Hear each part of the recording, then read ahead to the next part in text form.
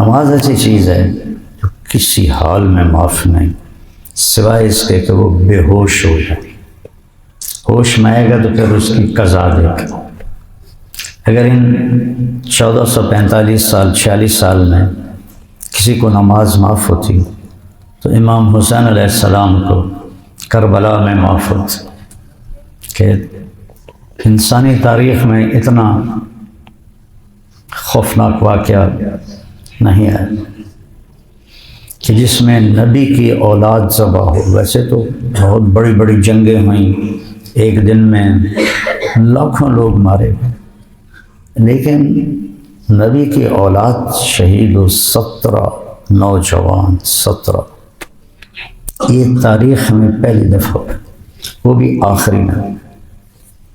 اور یہ حسن اور حسین کے بارے میں میرے نبی نے فرمایا کہ جنت کے نوجوانوں کے سردار ہیں حسن اور حسین۔ یہ شہادت کی وجہ سے نہیں، ابھی ماں کا دودھ پیتے تھے، یعنی حالی انہوں نے کم ہی کوئی نہیں کیتا کہ یہ جنت کے نوجوانوں کے سردار ہیں، اور میری بیٹی جنت کی عورتوں کی سردار ہے، اور علی کا درجہ ان سب سے اوپر ہے۔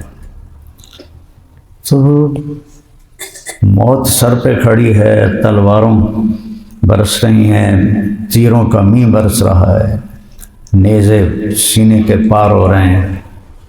سورج ڈھلا تو آپ کے رائٹ سائڈ پہ جو تھے کمانڈر زہیر، ان کو اشارہ کیا کہ شمر سے کہو تھوڑی دیر رک جائے، نماز پڑھو۔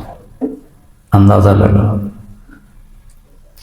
چونکہ میں بہت زیادہ اہل بیت کو بیان کرتا ہوں تو پھر میرے ذہن میں ایک سکیچ بن گیا ہے، پھر جب وہ مجھے تصور میں آتا ہے میرے آنسو نکل آتے۔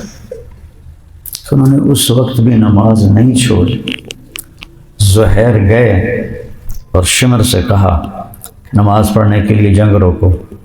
اس نے کہا پڑھو یا نہ پڑھو ہماری تلواریں چلیں گی۔